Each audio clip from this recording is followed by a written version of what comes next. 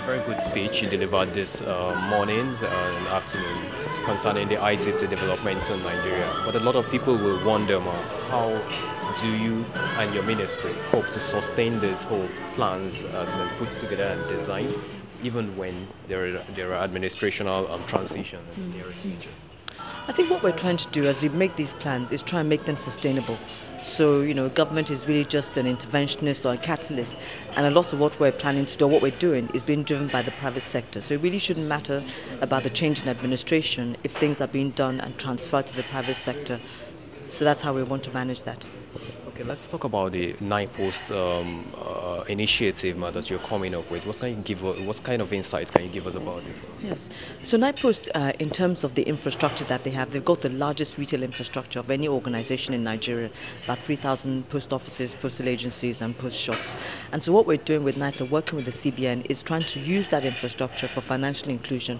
Many of these outposts of NIPOST are actually in the rural areas. So we're looking at that infrastructure to bring in more Nigerians into the financial sector through mobile banking, through rural banking, using electronic platforms, particularly in some of the rural areas, to bring them into the banking system.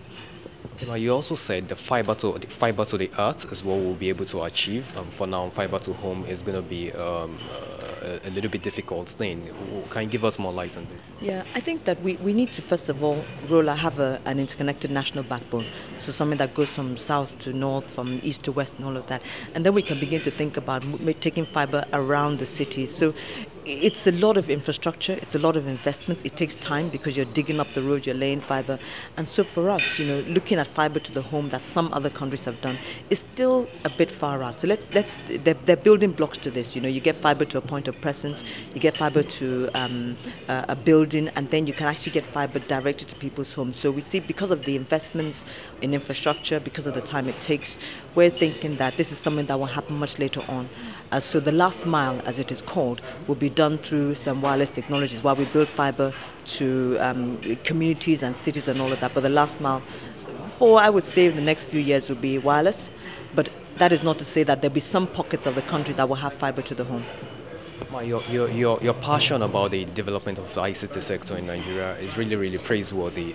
But what is the situation with some of the young minds that are coming up with initiatives and developments? For example, I remember you talked about your concern for the in-year iPad. Where are we right now in trying to give some kind of backing to this type of talent? Yeah, I think that's why youth and ICT go very well together. We've seen a lot of innovation coming up with the young people, and the support we're trying to give them is basically support in terms of funding, in terms of commercialization of their businesses, and also some level of business mentoring. So the Inye that you talked about, we're still working with him. We have introduced him to a number of private equity firms who are looking at his products and looking at finances. He's come up with a number of ideas as well as to how he can get support. But it's not about working with individual companies or individuals.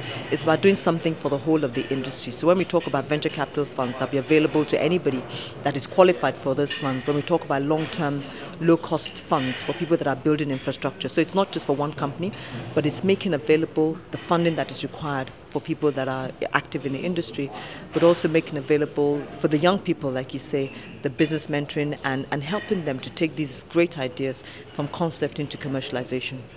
Okay, also, the incubation centers are going to be present in Tinapa, Calabar, and of course Lagos. Can you give us more information about this? Yeah, so we've made a lot of progress probably since the last time that we spoke in terms of the design and how the incubation centers are going to be run. That's been completed. We're acquiring the property right now and redesigning some of those spaces to be what an incubation center should be, the bandwidth, the technology, the software tools and everything, and also spaces where people can come together and create and innovate. So we're in the process of the building of the centers. We're putting together the governing council of the center. We'll inaugurate that in a couple of weeks' time. And I hope that we're now in July. I would say that really before the end of the year, we should have these incubation centers up and running in Lagos, the pilots in Lagos and in Calabar. Who will benefit? A lot of the youths, the people that are actually currently developing software right now, will definitely benefit. And I think even for people that are going to be mentors, they will benefit for being able to give something back to the society that they created and took so much from. And I think Nigeria as a whole will benefit, because what we're hoping is that we'll create an ecosystem of young entrepreneurs that are basically doing what they love doing, but making money from it as well.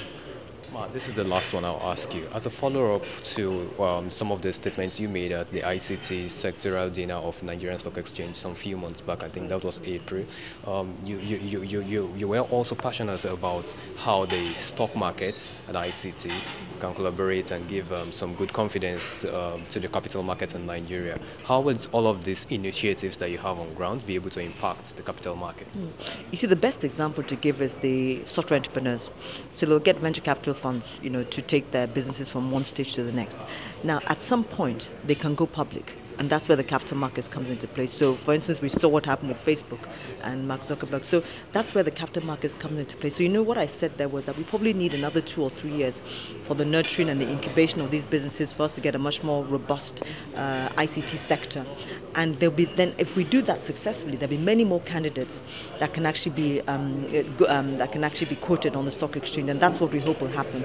In addition to some of the companies right now that are big enough, we just need to encourage them to be quoted on the exchange. But it's really the development of the industry and the young companies that will come out of this development that we hope will begin to stimulate the capital markets.